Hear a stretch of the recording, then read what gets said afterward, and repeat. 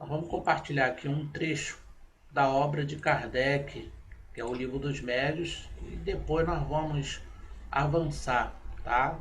Então, aqui o trecho nos fala, né, evocações, considerações gerais, espíritos que podem ser evocados, linguagens para manter com os espíritos, utilidade das evocações particulares, perguntas sobre as evocações, evocação de animais, evocação de pessoas vivas e telegrafia humana. São todos os itens que são focados nesse capítulo. O capítulo é vasto, nós vamos extrairmos alguns trechos só para poder fundamentar alguns argumentos que nós vamos trabalhar durante o nosso estudo da noite de hoje.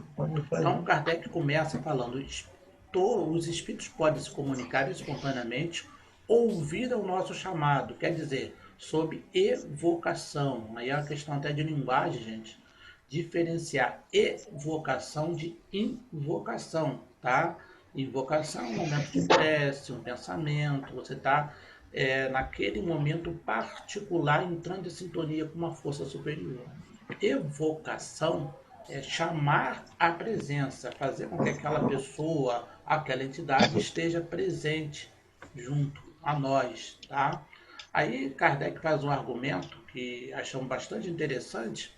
Todo mundo está acompanhando aí, a tela está compartilhada, né? Tranquilo, então.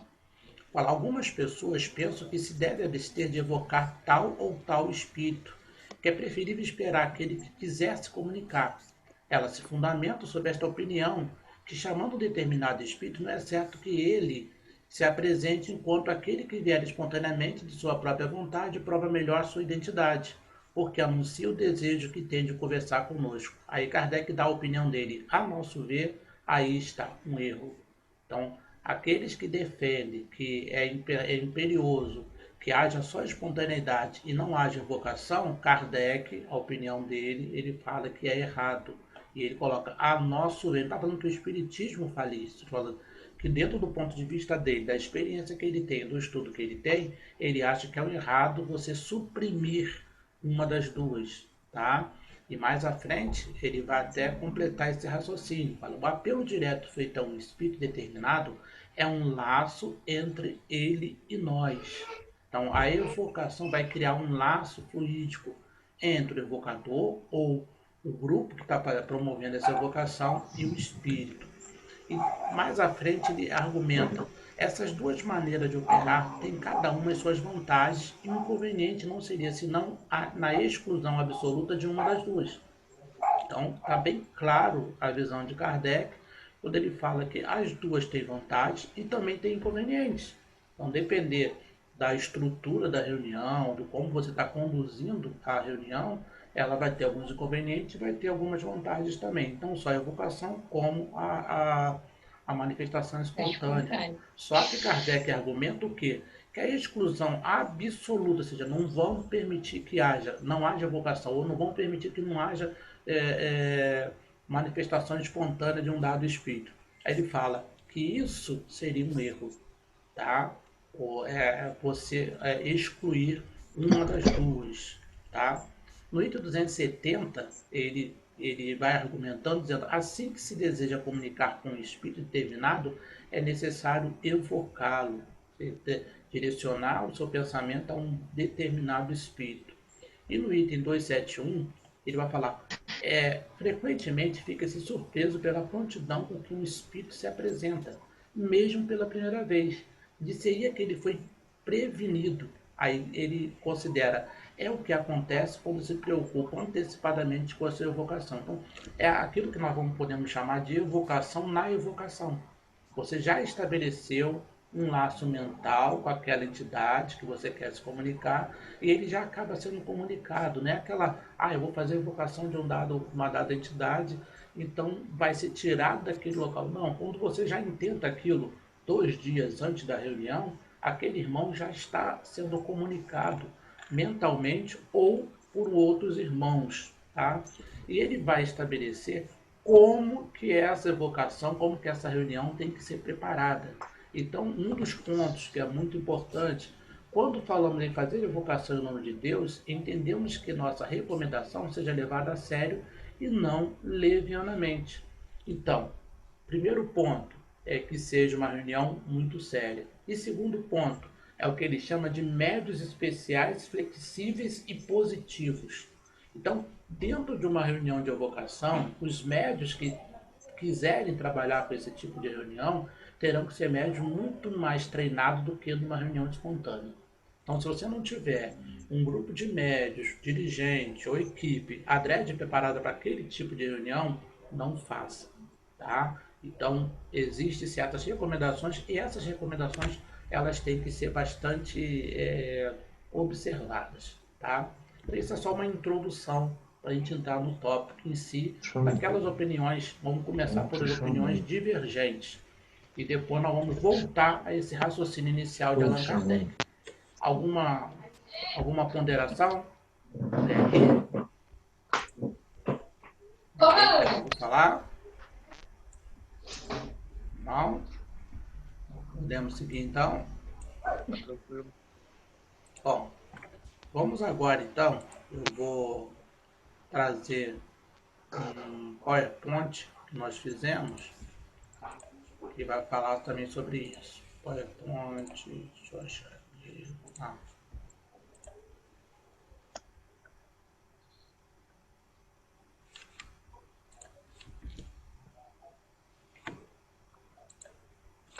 Vamos lá. Ok? Então, aí, evocação dos espíritos. É claro que quando a gente fala em evocação, existe uma série de recomendações que são básicas. Nós estamos partindo aqui do princípio de que todos que estão nos ouvindo já têm uma noção básica sobre o que nós estamos conversando, tá? Mas aí, se de repente estiver avançando algum conceito que é desconhecido de alguém, pare e nos fale, nos sinalize, tá? Então, evocação. Algumas reflexões. Podemos evocar os espíritos? Kardec já responde que sim. Quem pode evocar? Aquele companheiro que tem um mínimo de conhecimento. Tá? Quem pode ser evocado? Todos os espíritos podem ser evocados, mas nem todos virão. Tá? Menos a Deus. Deus não podemos evocar. Deus nós podemos invocar, é diferente. Onde podemos evocar? Em qualquer lugar? É inconveniente. Em tese, sim, mas é inconveniente, tá? Porque alguns poderão vir até no lugar de outros. Como evocar? Com seriedade, com paz, em prece, tá?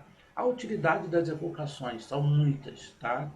Quase que 50% ou mais do corpo doutrinário espírita, do espiritismo, partiu das evocações. Quem leu a segunda parte do livro do Céu e Inferno vê ali como que o trabalho hercúleo de Kardec foi através das evocações. Existem condições para evocar? Sim. Tá? Existem condições especiais de qualquer, não só da evocação, como de reuniões espontâneas também. Podemos evocar pessoas vivas, apesar do livro dos médios algumas vezes sinalizar que nem sempre é conveniente, mas lá na questão, no item 281, na questão 15 e outras mais, vai dizer que sim, só que vai, certo que vai ter que haver algumas preparações. Por exemplo, a pessoa que viva, que está encarnada, digamos assim, né? O espírito não está morto, o espírito também está vivo, né? Ela tem que estar em estado de torpor, ela tem que estar mais ou menos sonolenta para que ela possa desdobrar-se e comparecer. Mas isso é perfeitamente possível. Inclusive, lá no capítulo 8 da segunda parte do livro dos Espíritos, quando fala da emancipação da alma, Kardec tem uma série de perguntas falando sobre a visita de pessoas vivas, tá? Dos encarnados. Tá? Aí aqui o ponto que nós já esclarecemos, a questão do verbo evocar. Trazer a lembrança, recordar. Evocação, o ato de evocar, chamar. Em se tratando da mediunidade, é chamar, fazer aparecer os espíritos. É a comunicação do espírito feita mediante o chamamento do ser vivente, médium ou não.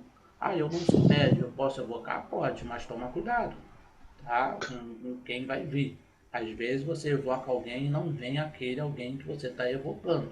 Por isso que, assim como qualquer reunião, mesmo uma reunião espontânea, tem que ter uma atenção muito grande do que está se fazendo. Tá? Estamos lidando com os espíritos. Kardec coloca que os dois maiores escolhos da mediunidade, no trato da mediunidade, na prática da mediunidade, que é a identidade dos espíritos, e o segundo são as obsessões. Tá? No caso de uma evocação Esse primeiro item que Kardec sinaliza como importantíssimo, a questão da identidade dos espíritos, é de extrema importância. Ah, eu evoquei, mas quem me garante que aquele que eu evoquei é realmente aquele espírito? Ou quem são os médios, ou quem é o grupo que está disposto, que está preparado ou não para lobrigar o êxito dessa dada reunião. Tá? Lembrando que nós também temos que ponderar os tipos de reunião. Nós muitas vezes estamos contaminados por um modo particular de entender, né? E a gente esquece que não existe só desobsessão. Depois da década de 40, quando o André Luiz nos traz a questão da desobsessão, parece que é o único tipo de reunião que existe. Só Kardec sinaliza 4 tipos de reuniões e hoje existe uma infinidade, tá? de reuniões, tratamento espiritual, reunião de estudo, reunião de ectoplasmia, materialização. Então, existe outros tipos que não é só a desobsessão. E mesmo a desobsessão, a gente evoca. Ah, não, na minha casa nunca evoca. Evoca. Quando você coloca o nomezinho lá, ah, pede pela minha mãe, pede. Você está fazendo o quê?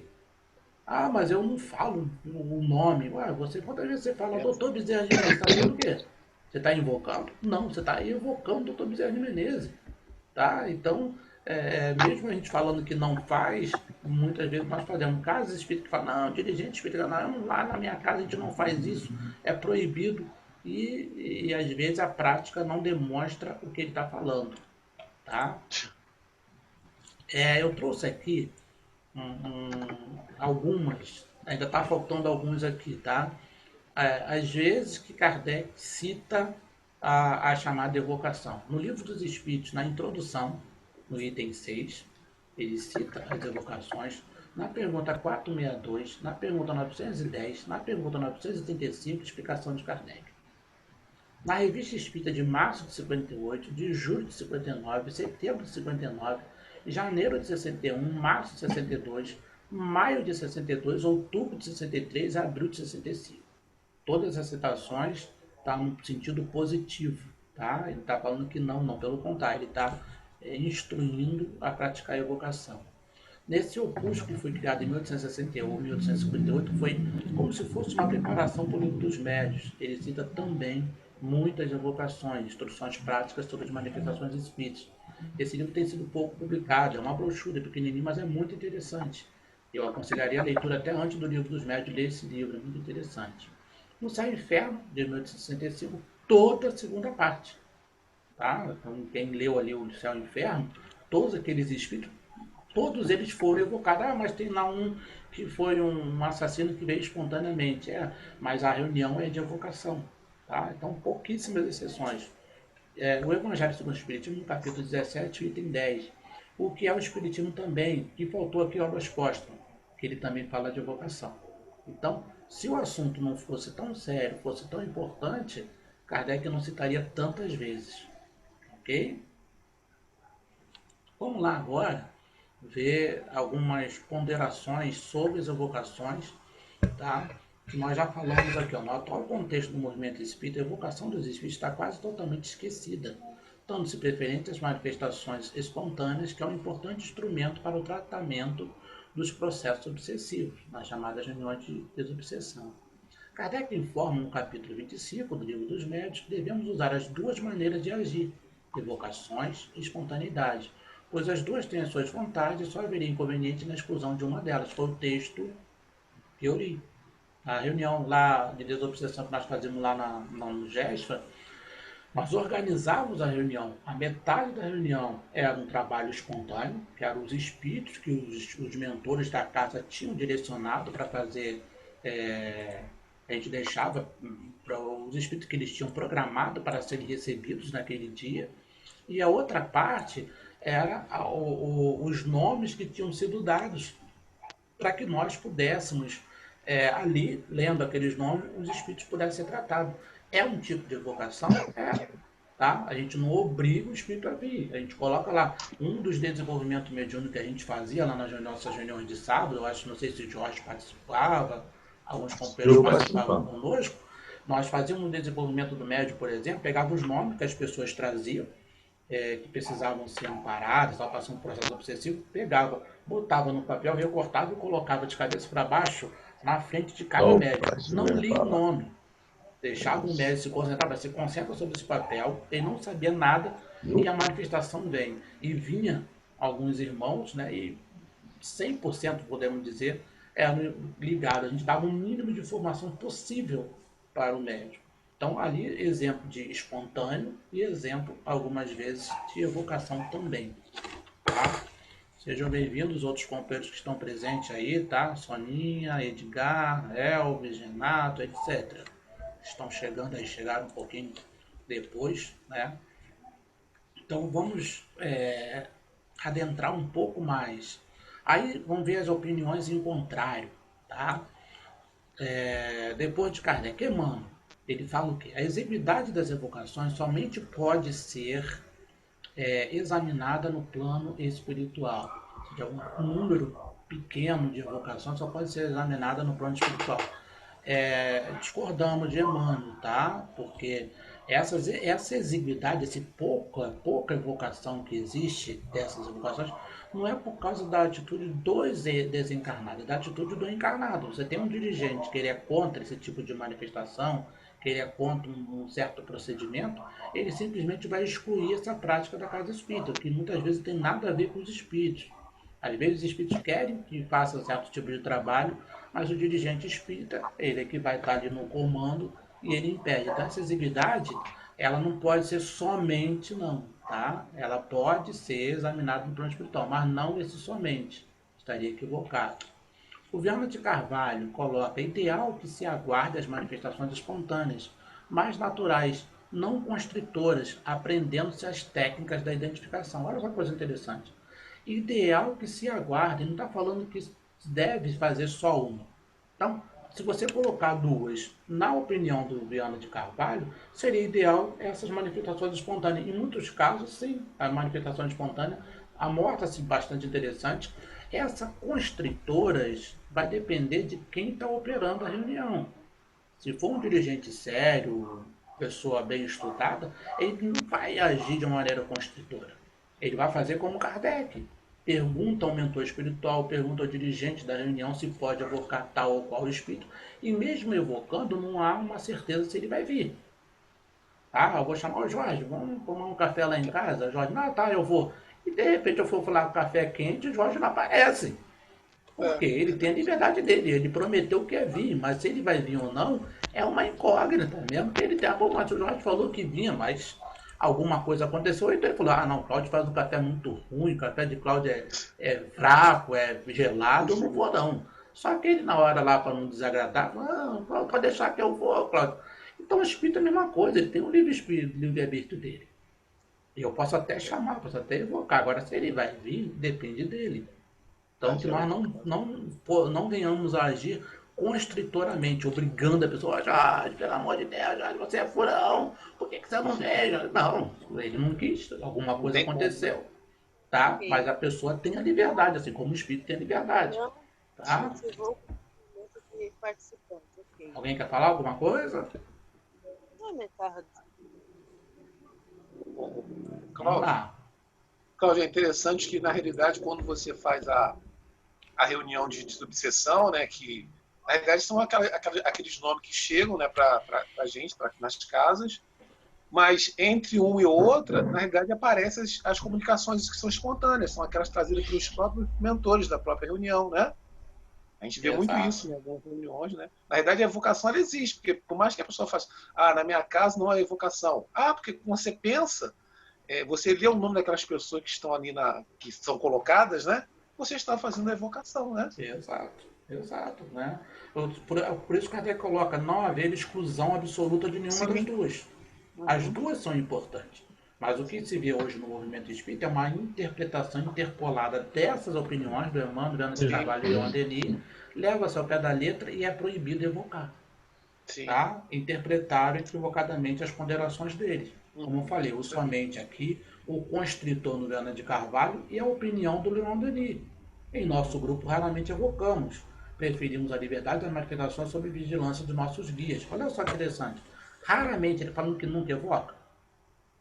Não, ele falou que não invocava. Não falou que Né? não evoca, falou raramente. É a estrutura que ele colocou na reunião que ele administra. Preferimos, não quer dizer que seja só esse que existe, só esses que são importantes. É a preferência dele, então ele tem a opinião dele. Kardec, por exemplo, discorda dele. Kardec não É. prefere uma nem outra, ele fala que as duas são importantes, 50 a 50. Uhum. Então, Perfeito. o Leon Denis tem toda a liberdade de pensar assim? Claro que tem. Tá? Mas Kardec pensa diferente. Para Kardec, 50 a 50. As duas têm a sua importância. Tá entendendo o raciocínio nosso, gente? Sim, sim. Ok? Tá bom, vamos lá. Vamos lá, que a gente vai construindo um raciocínio. Como eu falei, tem muito conteúdo. Daqui a pouco a reunião cai aí, o pessoal reconecta, tá, gente? Vamos lá. Aí vamos ver algumas restrições, tá? Inerentes às invocações. Falta de autoridade moral, tá? Tá correndo tempo. Não, não falta isso não. Apertei coisa errada aqui.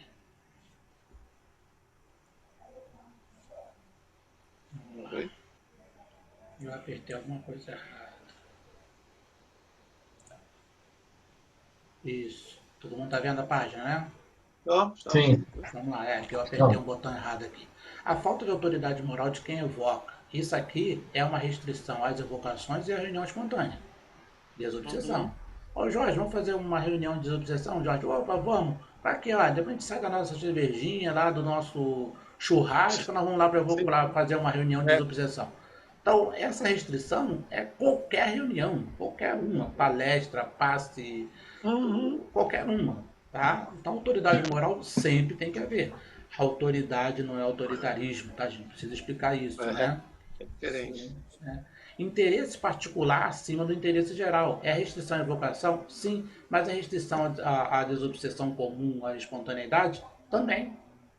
Ah, eu vou lá porque eu quero falar com meu avô. Até posso, eu tenho essa liberdade poética, mas eu não posso sobrepor a minha vontade à vontade geral e à doutrina espírita. Tá? Então isso aqui é uma restrição que serve não só para evocação, mas para qualquer reunião espírita também. A ausência de pessoas conhecidas do comunicante. Aí sim. Ah, você vai se evocar um dado, mas você não tem alguém que conhece aquela entidade. Então pode haver algumas restrições, tá? Dependendo do que você está, qual a finalidade da evocação. Médios inexperientes de características impróprias. Aí sim, isso aqui é um grande restrição. Se você não tem médios experientes, não tem características específicas, você não pode fazer aí realmente evocação. Kardec coloca isso. Médios especiais, tá? Que ele chama de sérios e positivos. Então, nós queríamos fazer lá no nosso grupo uma reunião de estudo daquela, igual de Kardec mesmo, só que tinha um probleminha pequenininho. Nós não tínhamos médios capacitados, pelo menos na nossa visão, para desenvolver um trabalho como o de Kardec. Então, eu esperei que os médios estivessem devidamente preparados para que eu pudesse criar uma reunião como aquela.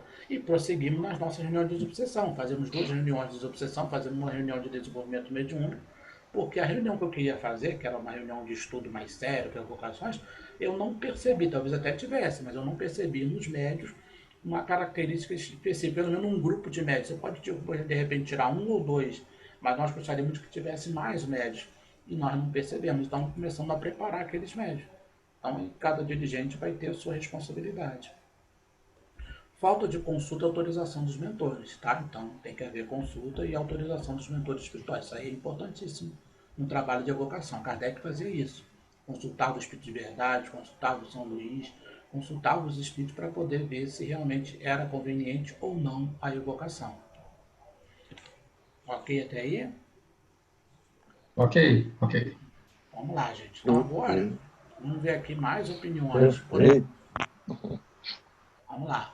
Poderíamos objetar que Allan Kardec se interessou pela evocação direta, procedendo à realização dessa natureza, mas precisamos ponderar no seu esforço a tarefa excepcional do codificador, aliada a necessidades e méritos ainda distantes da esfera de atividades dos aprendizes comuns. Esse é o argumento mais utilizado. E debatendo com um dado companheiro, o orador espírita, sobre a importância da evocação, ele falou isso, mas na época de Kardec era diferente. Eu falei, o que era diferente? Por que Kardec era privilegiado? Kardec sabia muito, eu sou muito burrinho, então eu não tenho condições de fazer essa pergunta. Né? Em que? Né? Então, é algo a se pensar. Então, isso aí é um modo minimista de analisar o assunto, tá? Não é o correto. Então, essa questão de que era outros tempos, isso aí não é um argumento ponderável, não é um argumento racional.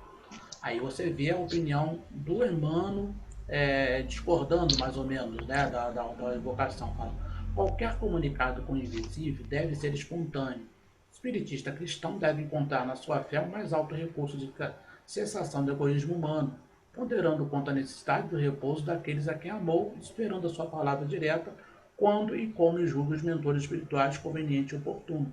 Ótimo, opinião de Emmanuel. Mas se Kardec pegasse essa opinião e levasse a sério essa opinião e seguisse isso, nós não teríamos a doutrina espírita como tem hoje. Tá? Então, a opinião de Emmanuel qualquer um pode assimilar, mas se Kardec levasse isso a sério e resolvesse só espontaneamente, nós não teríamos talvez 10% do que nós temos na doutrina espírita que tem hoje.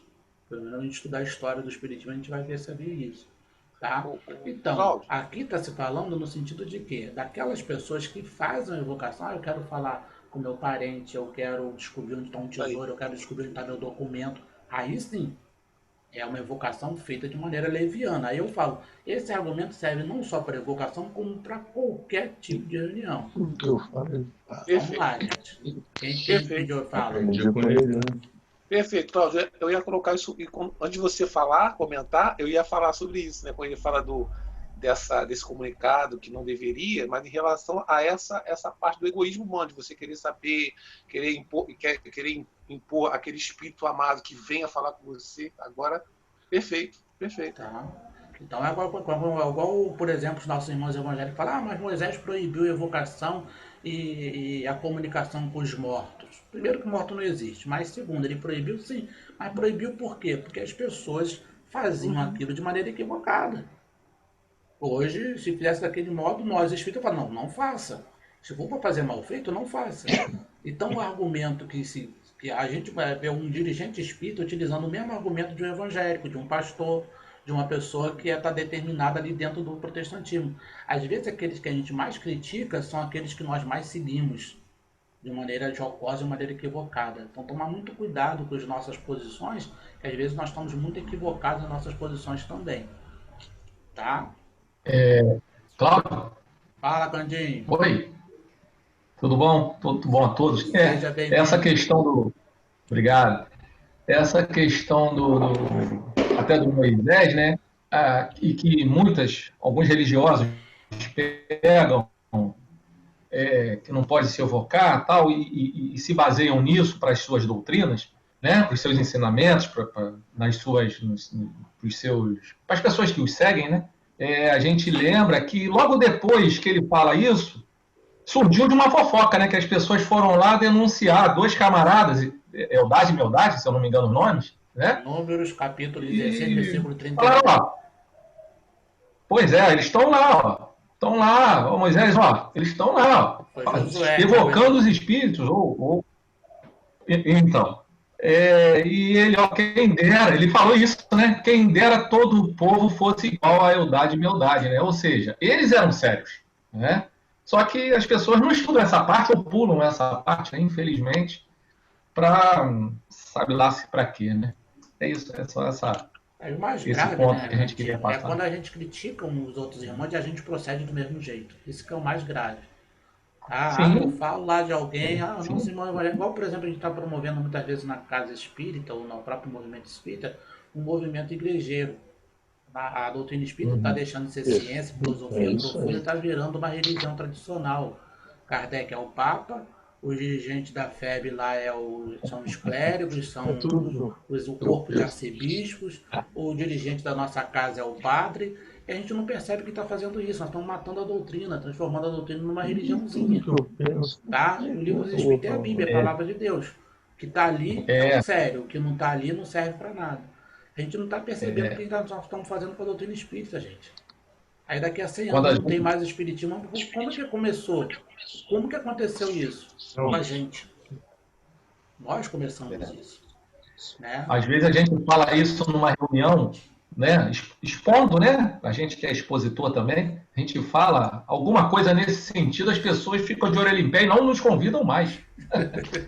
Porque acham que a gente falou besteira, pô. Porque as pessoas priorizam o passe, priorizam. Claro que deve haver, sim, mas dá tanta importância que fica nervoso, olha a hora. E, e tem Gente, gente que. olha só, Né, os Candido, próprios só parar frequentadores. um pouquinho você agora. A reunião vai cair por causa dos nossos E minutinhos. sim, Aí eu sim, vou pedir vamos para lá. vocês Vamos seguir, reconectarem. Daqui a 30 segundos vai cair. Tá Tá? certo, Só para tá lembrar aí, certo, tá certo. porque nós temos 40 minutos. Então vai cair, eu peço para vocês apertar de novo a URL aí, que entra direto, tá? Vai cair daqui a 30 Tá segundos. Mas certo. pode falar, Candido, vai cair daqui a pouco. Só esse ponto que, infelizmente, as pessoas, muitos, não entendem ainda que esse igrejismo, né? Infelizmente, e a gente pode levar isso para um caminho muito ruim para o espiritismo, né? Infelizmente. Como eu falei, daqui a 100 anos não existe mais espiritismo. Então, mas por quê? O que aconteceu? Nós tivemos culpa, tá? Pois é. Pois Não, tá? Semana que vem nós vamos falar sobre os elementais. Aí o Ih, tema vai ser extremamente complicado. Tem muita coisa, o material é vasto. nossa, Porque nós não os vamos falar só elementais. sobre espiritismo, né? Vamos falar outras coisas até um pouquinho fora do espiritismo, até um pouco da área que eu estudo, que eu sou um estudioso da apometria, né? Sou apômeta também. Então nós vamos entrar em outros tópicos também. Então, da semana que vem é mais Vai complexo ter que que o ser de uns, hoje vai ainda. ser uns dois estudos, né, Cláudio? Mas eu acho que no mínimo dois. Né? Pelo No menos o mínimo material que eu estou dois. colhendo, senão vai ficar raso, né, gente? Então, Eu tem que fazer um, imagino. um, um estudo raso, é melhor fazer um estudo Boa melhor, né? noite. Obrigada, hein? Vamos lá, gente. Aí, vamos continuar nas críticas, né, digamos assim. A comunicação pode ser espontânea ou atender ao chamado, evocação. 274. Espíritos que podem ser evocados. Tá? Como falando, todos podem ser evocados, a exceção de Deus. Agora, evocar e ele comparecer, aí é outra coisa. O exemplo que eu dei ali do Jorge, né? Que o cara é educado, gente boa. Aí eu chamo para tomar o café lá em casa, ele até fala que vai, mas ele, para não me desagradar, né? Ele fala, sabe que eu faço café ruim, sabe que meu café é fraco, é frio. Então chegou no dia, ele vai inventar uma desculpa, ele não vai. Então os espíritos também, ele pode até falar que vai, mas não quer dizer, ele tem o livre-arbítrio dele. Tá? Eu evocar não quer dizer que ele obrigatoriamente vai vir. Tá? Acontece exceção? Claro que acontece exceção. Quando o espírito é inferior, eu posso exercer uma autoridade sobre ele. Tá? Existe isso. Se o espírito é igual ou é superior, aí eu não tenho condições nenhuma de fazer Isso é esse verdade. processo. Agora, mesmo o espírito inferior, se eu constrangê-lo, ele pode se transformar no obsessor. Então, tomar cuidado, ele pode vir a obsidiar todo o grupo. Tá? Essa recomendação, repito, não é só para as reuniões de evocação, é para qualquer tipo de reunião. Tá? Todos os espíritos podem ser evocados, mas isso não quer dizer que eles sempre queiram ou possam atender aos nossos chamados. Tá? É o que Kardec está colocando no item 274. Dificuldade para evocação, disponibilidade do espírito, é evidente. O André Luiz está lá em nosso lar com uma tarefa, eu vou evocar o André Luiz. Não vai vir, pode vir um espírito enganador. Então, uma tarefa, ele não pode abandonar aquilo. Tá? Readaptação no plano espiritual. Tem espírito que está em sono, está em momento de torpor, está em processo que ele não pode. Espírito que é muito inferior, está lá nas zonas umbralinas, ele não tem condições muitas vezes. Então, existe uma série de dificuldades. Compromisso do espírito, exemplo que eu dei de André Luiz, ou de qualquer outra entidade. Permissão do plano espiritual, dos mentores. Às vezes, uma dada entidade não é permitida que ela venha. Eu vou evocar Hitler, mas Hitler não tem condições de se adequar ao campo vibratório da casa, do planeta, do médio, etc. Então, eu posso até evocar, mas ele não vai comparecer, porque não tem permissão, não pode ali, tá? E o último, livre-arbítrio é condição espiritual, tá? Ou o espírito tem o livre-arbítrio e a condição, se ele pode ou não. E a finalidade, o meio, tá? Qual é a finalidade? Quais os meios que eu estou utilizando para se evocar uma dada entidade? Aí aquela opinião corrente, né? Hoje o espiritismo já sedimentado filosoficamente alcança a etapa de difusão e reeducação moral da humanidade. A comunicabilidade com os espíritos tem agora características diferentes. Então esse é o argumento final. Eu usei esse argumento, então acabou, né? Aí a gente reflete um pouco sobre isso, né? Por quê? É difusão, tudo bem, mas o espiritismo está todo sedimentado? Eu particularmente acho que não. Acho que nós temos muito ainda a aprender com a doutrina espírita, tem muito ainda a estudar. Há muita coisa que não está na codificação. Hoje, por exemplo, vai falar sobre chakras. Ninguém duvida dos chakras. Vai falar sobre os outros corpos, vai falar sobre aura, ninguém duvida, mas vai procurar na codificação sobre isso, você não vai encontrar. Você vai falar, por exemplo, sobre a capacidade que uma pessoa tem de colocar uma mão em algum objeto e você, de repente, fazer uma leitura áurica daquele objeto. Você não encontra no livro dos médios. Você tem um livro inteirinho do Bodhisattva falando sobre esse fenômeno, mas você não encontra no livro dos médios nem nenhum outro ponto da doutrina. André Luiz, Emmanuel, outros, o próprio Fenômeno de Miranda, etc., veio trazer grandes contribuições de desenvolvimento. O Filomeno de Miranda, no livro Dramas da Obsessão e nos Bastidores da Obsessão, ele fala que existem certos tipos, chamadas obsessões complexas, que os espíritos utilizam chips e colocam esses chips na mente da pessoa, que fica condicionando aquela pessoa. Quando você viu isso na codificação? Mas os espíritos estão falando isso, o Filomeno de Miranda está falando. Na apometria, o doutor Lacerda vai explicar, falando que são chamadas obsessões complexas. Ou seja, então o espiritismo está sedimentado, então tudo está hoje? Eu acho que está muito equivocado. O espiritismo não está totalmente sedimentado. Nós estamos desenvolvendo, estamos crescendo cada vez mais. Tá? Se a gente acha que o espiritismo já está todo completo, a gente transforma a codificação numa Bíblia. Ali é a palavra de Deus. Nada pode ser feito além daquilo. Então, os espíritos, os estudiosos, os pesquisadores estão contribuindo, trazendo. Quando você lê, por exemplo, a obra do Hermínio Corrêa de Miranda. Gente, o Hermínio traz contribuições extraordinárias de desenvolvimento ao estudo e assim outros pesquisadores, né, que avançam bastante. Tá? Então, o Espiritismo está em construção, por ser uma ciência. Tá? Por ser científico, ele está sempre em construção. Nós estamos cada vez mais aprendendo. Tá? Aqui é uma arte de tudo que nós já falamos. Tá? Os espíritos podem ser evocados, todos os espíritos, de qualquer grau, bons ou maus, de todos os tempos, ilustres, obscuros, parentes, amigos ou indiferentes. Qualquer espírito pode ser evocado. Só que entre ser evocado e você saber nitidamente a identidade dele, eu vou evocar Sócrates, tudo bem.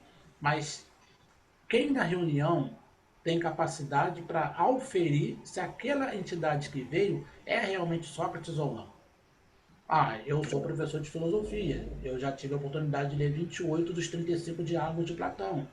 Então, de repente, eu posso, se for um espírito ganador, talvez eu tenha uma facilidade de uma hora ou não para poder identificar ali Sócrates. Mas você vai trazer Erasmo de Roterdã, você vai evocar lá um outro pensador. Mas quais são as pessoas que estão no grupo que têm capacidade de auferir a identidade daquela dada entidade? Tá?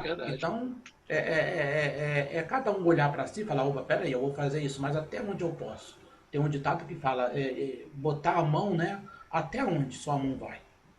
Então, a gente chama jocosamente de Simancol. Então, eu como dirigente, qualquer um como grupo, temos que saber até onde vai a minha capacidade para eu desenvolver uma dada tarefa. Tá? Eu posso evocar? Posso, mas até que ponto aquela evocação vai me servir de alguma coisa ou eu vou conseguir auferir se realmente é verdadeiro ou não. Então eu vou fazer aquilo que está dentro da minha alçada. Tá? Isso é bom senso. Tá? Aí vem colocando, né? Querem ou podem, causas impeditivas, ocupações, missões, encarnação. Um espírito está encarnado não é impeditivo absoluto, tá, gente? Porque, eu vou evocar um dado companheiro que já está encarnado. Se ele estiver dormindo, tiver isso, ele pode vir evocar. Existem outros estudos mais profundos, a gente mais na frente vai falar sobre pessoas que podem se comunicar mesmo estando em vigília. Da questão da concentração, da consciência, bipartida. Aí mais na frente nós vamos fazer um estudo só sobre isso também, quando a gente falar sobre os magos negros. A gente vai ter um estudo depois do elemental sobre falar dos magos negros. Ele desenvolve certas técnicas que consegue evocar o espírito que está em vigília também. Mas isso é mais complexo, a gente vai falar um pouquinho depois sobre isso. Outras causas, a natureza, o médio, o focador, o meio, tá, etc. Então, a casa espírita, o grupo, são meios que podem dificultar a evocação. Tá? Vamos aqui partindo para o final nosso aqui da nossa assertiva. Quem pode ler aí, gente? Lê alguém trecho aí pra gente? Posso ler? Vamos lá, Candinho. Eu. Na desobsessão, continuação. Quando um grupo espírita tem vários tratamentos de desobsessão e só pratica a comunicação espontânea, fica difícil o controle e a doutrinação destas entidades, pois as comunicações não estarão ligadas diretamente aos casos em tratamento. Segue? Somente desta maneira iremos criar um sistema de tratamento onde poderemos acompanhar com mais facilidade e evolução do tratamento desobsessivo junto ao encarnado e ao desencarnado. É o caso, gente, daquele, eu vou fazer uma prece lá para Candinho, que Candinho está precisando. Eu vou colocar o nome dele, que os espíritos ou mentores possam envolver, possam ir até a casa dele. Eu estou evocando, eu sei que ele está com um processo obsessivo, Sim. e de certo modo eu estou, de uma maneira um pouco mais sutil, praticamente se houver algum irmão do lado de Candinho que ele possa ser trazido até aqui, eu estou evocando. Né? E 99% das vezes, quando realmente existe um processo obsessivo, ele vem. É uma evocação? É. Agora, se eu faço, não, estou aqui pensando em Candinho, mas não estou falando nada. Essa espontaneidade vai atrapalhar, por isso que eu falo, fica difícil o controle e a doutrinação dessa entidade. Então a gente está fazendo isso e é errado? Não é errado. Tá? Tranquilo aí? Tranquilo. Sim. Sim. Vamos lá. Agora, esse tópico aqui que eu coloquei, nós já lemos, tá? Lá foi a introdução que nós fizemos. Quando se quer comunicar com um espírito determinado, é absolutamente necessário evocá-lo. Isso aqui é uma postura do próprio Kardec, tá? E é totalmente correta mesmo. Eu quero falar com o Jorge, vou ligar para Candinho. Candinho, como é que tá, Jorge? Mas peraí, eu quero falar com o Jorge, o que eu ligo para Candinho? Então, eu vou ligar para aquela pessoa que eu quero falar. Tá, o Jorge lá tá com o telefone ruim, não pagou a conta, aconteceu alguma coisa, eu posso até não conseguir falar com ele, mas eu tenho que direcionar e ligar e falar, tentar falar com ele. Tá? Então, por isso que Kardec fala, é absolutamente, se quer falar com aquele espírito X, é absolutamente necessário que você vá até aquele espírito X. Tá? Vou esperar aquele... Não, então é necessário, isso que Kardec está colocando. Aí no item 271, quando dizemos que se faz evocação em nome de Deus, entendemos que essa recomendação deve ser tomada a sério e não levianamente. Lá na introdução lá do nosso estudo nós falamos sobre isso. Os que pensarem que se trata de uma fórmula sem consequência farão melhor. Fala. Opa, tá me ouvindo? Tô ouvindo. Quem é que tá falando? Olha só. Fala, Carlinhos. É Carlinhos. Carlinhos. Famoso Carlos. É só uma perguntinha. Por exemplo, uma vez a pessoa deu uma manifestação, uma médium consciente, né? E manifestou dizendo que é uma amiga minha espiritual, uma amiga que desencarnou aqui da casa.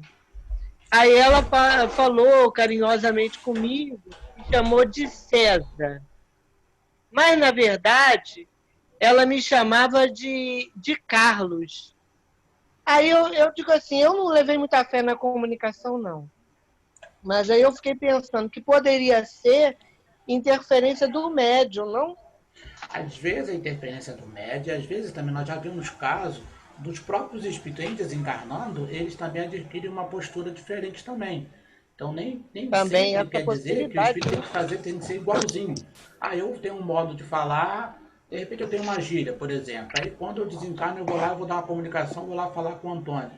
Mas o Antônio percebe que eu não usei aquela gíria. Então não é Cláudio, não. Porque ela Às me vezes, chamou esse meu tipo de comunicação, eu quando chego no plano espiritual, eu mudo alguma postura. Então, a questão da linguagem que modifica alguma coisa não é um argumento absoluto para se auferir que aquele ali não é aquele dado irmão. Assim como a evidência. Eu vi que é ele, quer dizer que é ele? Não. Quem é médio vidente sabe que nós somos os piores médios. Os mais equivocados, que mais erram, são os médios videntes. Então, a identidade dos espíritos passa por outros métodos também, que não são só esse. E outras vezes é o próprio médium. A maioria das vezes, a dificuldade do próprio médium. Por isso Kardec fala chamado médios especiais, que eles chamam de médios positivos. Médio positivo é o quê? É um médio sério, um médio que já tem todo o processo de educação e que sabe como lidar com essas manifestações. Perfeito. Ok, gente? Perfeito.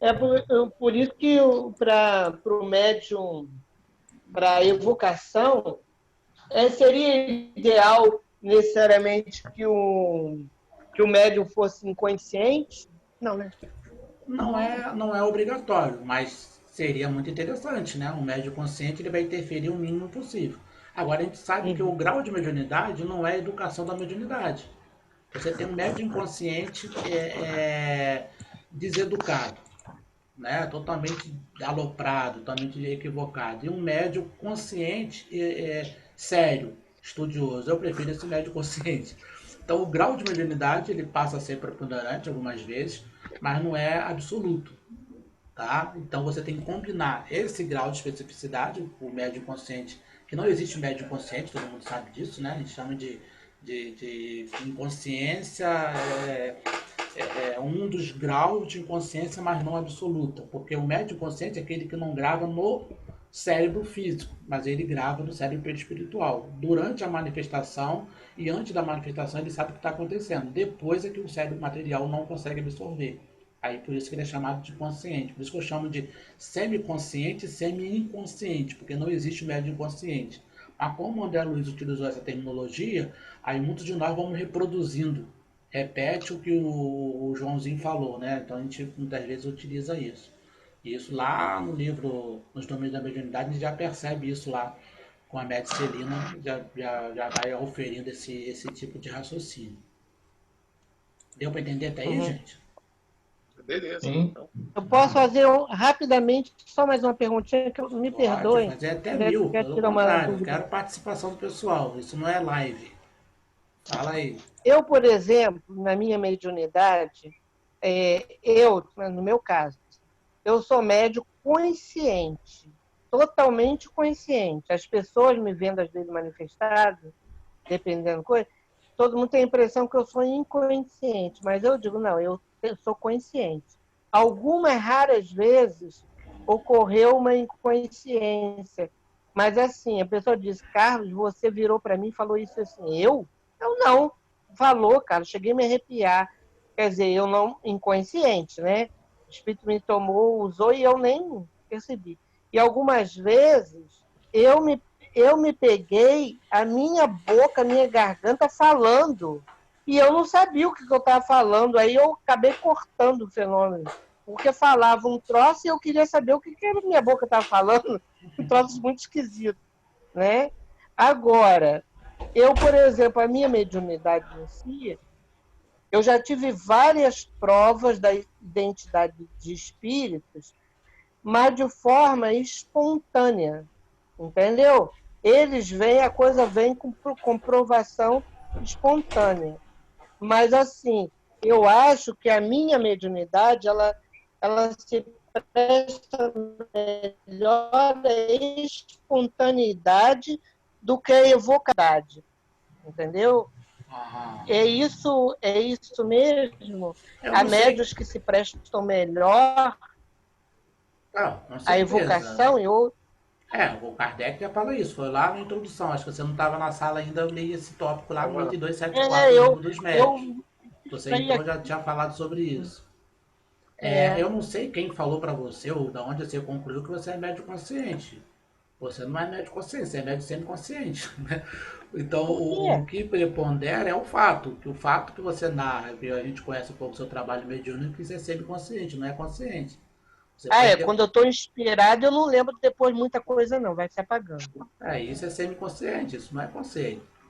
Né? Então, o trabalho semiconsciente, Aí eu e estou mesmo semi-consciente. não existe essa divisão didática que Kardec coloca como se fosse absoluta, né, gente?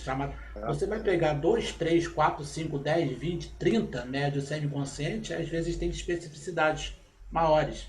Né? Que a gente tem uma conta com alguns estudiosos, tem um estudioso bandista, nós até compartilhamos um áudio dele lá no nosso grupo, muito interessante, o Leonardo, ele é da Umbanda, mas tem um conhecimento assim, tão vasto de mediunidade, eu achei extraordinário. Aí de vez em quando eu compartilho alguns áudios dele ele fala dos tipos de semiconscientes, que ele chama de... Tem um que é 70-30, tem um que é 50-50, tem um que é 10-90. E ele usa essa terminologia, eu acho muito interessante. Realmente, eu sou um médium semiconsciente. Né? Né? E tem outros médios semiconscientes que são um pouco Para mais semiconscientes do que poesia, eu. quando eu estou... Né? Quando eu estou falando, por exemplo, quando eu estou recebendo poesia, e eu estou falando, vem a inspiração para falar, eu falo e apaga. E se eu não escrever também, depois não lembro mais. Apagou. Veio e foi. Como eu falei, é semiconsciente, não é consciente. Consciente tem o próprio nome está falando, né? Que é o que Kardec chamava de inspirado. Que tem consciência de tudo, desde o começo até o final, começo, meio e fim. Tá? Por isso que eu falei, a teoria que você está falando não bate com a prática, né? Que você está narrando. Então você é semiconsciente. Acredito que o seu caso seja o que o Leonardo lá chama de 70-30 ou 40-60, né? Que tem menos oscila, consciência, né? Oscila nesse sentido. Né?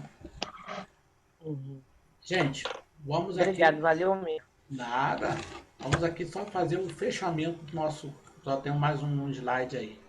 Aí no item 274, eu também já li isso, tá, gente? Lá no começo. Podemos evocar todos os espíritos, seja qual for o grau da escala a que pertence. Os bons, os maus, os que deixaram recentemente a vida, os que viveram em épocas mais distantes, homens ilustres, obscuros, nossos parentes, nossos amigos, os que foram indiferentes. Mas isso não quer dizer que eles sempre queiram ou possam atender ao nosso apelo. Então, aquela assertiva do Viana de Carvalho de constrição não existe, tá? Porque o espírito tem liberdade. Eu não vou falar, eu vou invocar, ele é obrigado a vir. Não é obrigado a vir, tá? Vontade ou não terem permissão de um poder superior. Eles podem estar impedidos por motivos que nem sempre podemos conhecer. O próprio Kardec, quantas vezes você lê a revista Espírita, por exemplo, que ele evoca o irmão e o irmão fala, não pode vir. E ele não sabe nem por que os próprios mentores não explicam para ele. Tá? Então é uma assertiva que também acontece.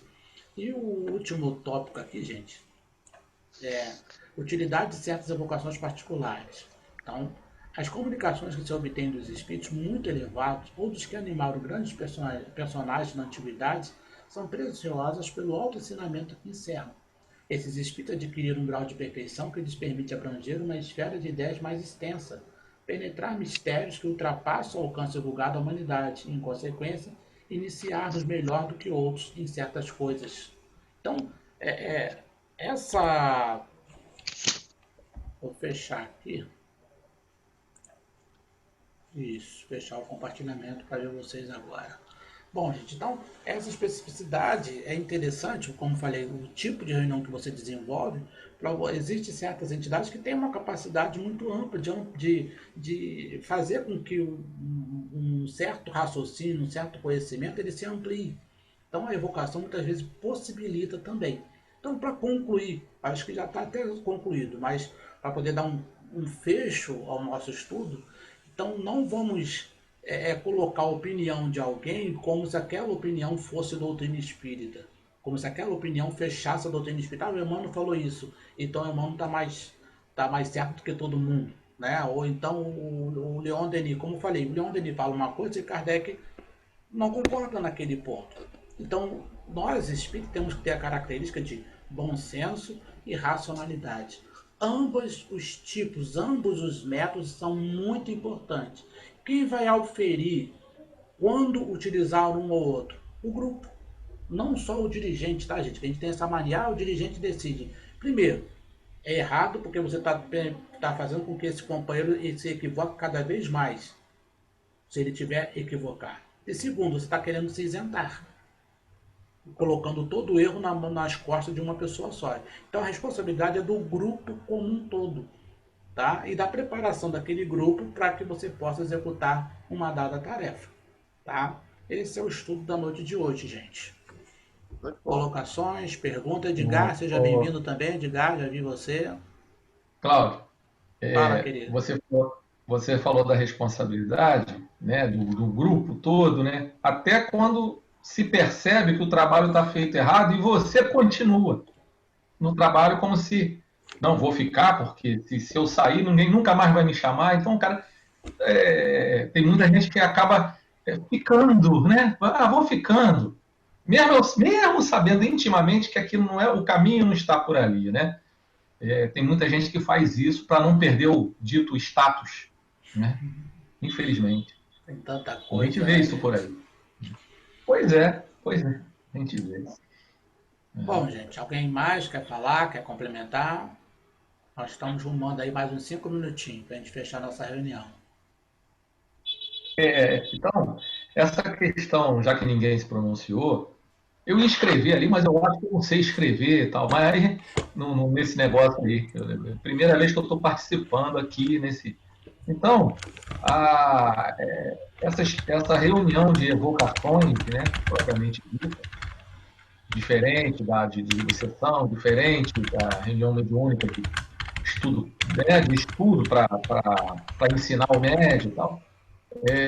Eu lembro que nós estudávamos lá no GESFA, lá na casa de seu Renato, uma casa umbandista, e você chegou com um nome de uma reunião que tinha 7 nomes, eu não lembro, estudo prático de não sei o quê, mas que, na verdade, era estudo do próprio médium, não a desobsessão em si. Né? Só concluindo, mas não tem nada a ver com essa, só estou lembrando de um fato. Mas a reunião propriamente dita de evocação, infelizmente, as casas, né, os dirigentes não treinam os médios. Por outro lado, os médios também não querem saber muito disso, preferem, né, não estudar muito, porque isso requer muita dedicação ao estudo, né? E vai se esvaziando esse tipo de reunião. Então, poucas casas têm, muito poucas casas têm, né? E uma coisa muito importante, uma reunião muito importante de evocação. É isso que a gente sente falta, né? Infelizmente. Aquela que eu coloquei sobre a exiguidade, que é apreciada por Emmanuel, que eu falei que não é do plano espiritual, apesar do Emmanuel falar que é do plano espiritual, né? O eu está ali na sua mente. Então a exiguidade é do plano material. Então, algumas decisões nossas que a gente coloca como se fosse da doutrina. Muitas vezes o companheiro que é orientalista, que é espiritualista, que é umbandista, critica alguns espíritos, algumas posições, aí fala, mas o espiritismo não é o espiritismo, são alguns espíritas. Eu me equivoco, eu faço alguma coisa errada. Só que a minha atitude, para quem não é espírita, ela é interpretada como, o espiritismo é isso, o espírita é isso, não é. Então a gente muitas vezes não consegue diferenciar. Por isso que tu usou até o termo kardecista. Os kardecistas são assim, como se estivesse falando, aquele pessoal faz daquele jeito, né? Então, até as diretivas que algumas federações colocam são diretivas. Por exemplo, aqui no Sul, eles têm o hábito de que passa você não pode usar nenhum tipo de gesto.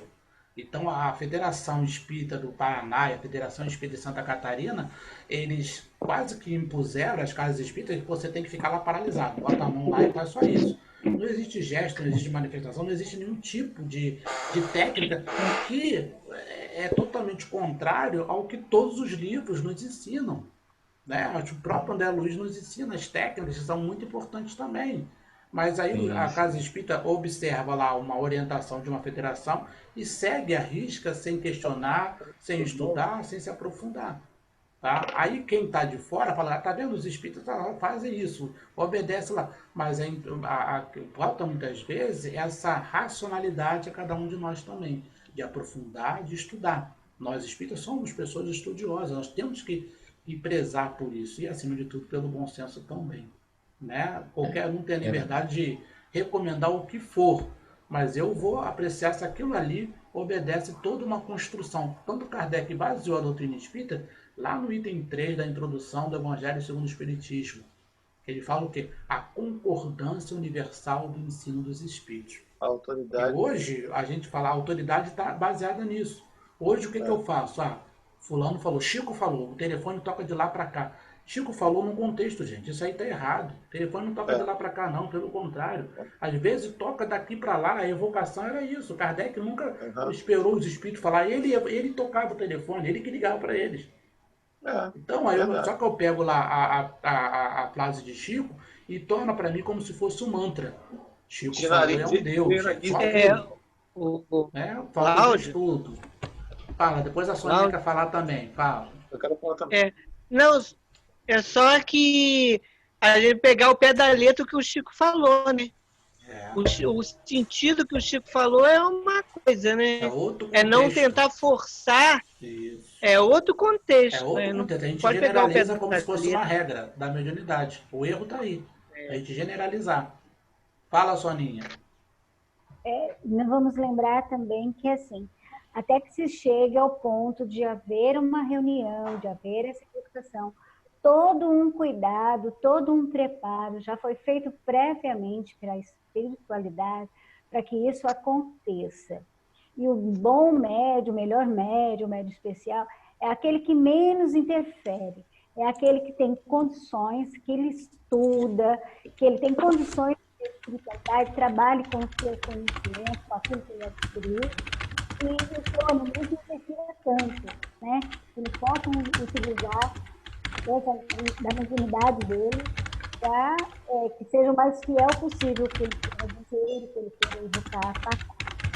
E que, assim, Emmanuel também disse assim, que quando tivesse qualquer coisa que se tivesse fora de Kardec, que a gente seguisse Kardec, deixasse ele de lado e fosse ver Kardec. Então, ele deixou aberto essa possibilidade, porque ele sabia que ele também tem todo o direito de se equivocar, não é que ele era estudioso, era um monte de coisa, mas ele também podia estar errado, né? Porque não é Na introdução lá do livro ele era Consolador, absoluto. lá na introdução do livro Consolador, Kardec, o Emmanuel comete um equívoco muito grande sobre a relação das almas gêmeas. Ele discorda ali, então ele mesmo vai contra o que ele fala. Então é interessante a gente ponderar também, né? Vamos lá. Tem que haver essa ponderação, eu acho. Mas é para a gente sempre lembrar que quando ocorre, né, todo um cuidado já foi feito e a gente está... o cuidado de estar pedindo, de estar evocando, a gente não sabe se o nosso ente querido tem condição de vir, de não vir, e a gente pensa que vai ajudar ou vai ser ajudado e a gente acaba piorando a situação. Né? Então é muito critério, muito cuidado, né? Bom senso. Muita ponderação e bom senso. Jorge ia falar, Jorge? Quando a gente faz colocação em relação, né? Por exemplo, a gente fala assim, que a casa espírita faz assim, está agindo errado e tal. Mas a gente esquece que a gente precisa também fazer essa participação, né? Tem essa interação de estudar, né? De questionar, não aceitar aquilo que... Né? Porque a doutrina espírita é isso. Ela é a doutrina que ela é consoladora, ela é libertadora, né? Ela é instrutora, né? Que ela nos instrui. Então, acho que a questão é o estudo, né? A participação do estudo. Por exemplo, você vê um dirigente fazer uma coisa errada. Se você também se omitir, você está sendo omisso naquilo que está acontecendo. Então, por isso que a necessidade da gente estar sempre estudando, né? Ponderando, né, como você colocou, né? Buscando pela razão, né? Pelos critérios da razão, se aquele excesso que está contrário à obra doutrinária. Então, eu acho que é questão mesmo de nós estudarmos e de fazermos as colocações. Porque senão você também acaba sendo omisso também, né? Você fala assim, tudo bem, o Cláudio está falando errado, então vou deixar assim mesmo. É o que o Cláudio falou, então vou deixar assim mesmo. Não, acho que a questão é você estar estudando para você poder ponderar, né? Fazer as colocações de que aquilo ali está contradizendo o ensinamento trazido pelos doutrinas do Espírito. E a doutrina do Espírito, ela não, como você colocou, ela não acabou, ela é mais além. Quando Jesus falou que o Consolador viria ficar conosco eternamente, ou seja, ela não vai parar aqui em 163 anos, ela vai continuar. E a gente precisa fazer, como você colocou, né? Tem vários companheiros que trabalham, que buscam essas coisas, pesquisas gigantescas que tem aí, né, no movimento. Então, tem sim. Isso aí, está em construção. Sim, construção, isso aí, muito bom. Gente, nosso tempo acabou. Temos mais alguns minutinhos só, né? Agradecendo a todos. A Miriam, a Duda que está ali, né? Outro pessoal que não está aí com Oi, Cláudio. Desculpa, a gente veio atrasado porque estava no estudo da Duda com o Diego, da Mocidade. Desculpa aí. Tá. Gente, temos alguns minutinhos. Quem quiser dar uma última palavra de a gente fazer a nossa prece. Alguém quer falar o último aí para poder a gente fazer a nossa prece? Eu só quero pedir desculpa pelo atraso. Eu me atrasei um pouco também.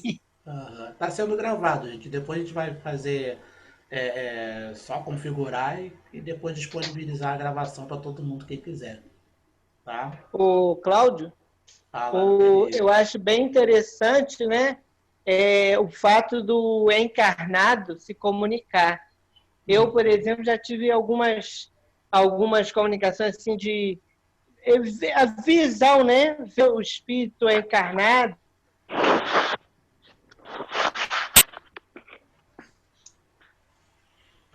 O áudio está falhando, Carlinhos.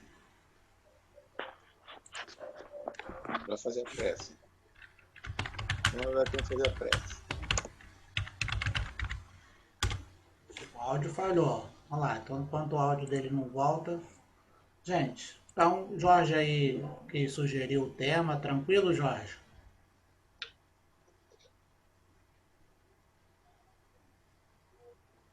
O áudio está desligado, Jorge. Está desligado, Jorge. Ele não ligou.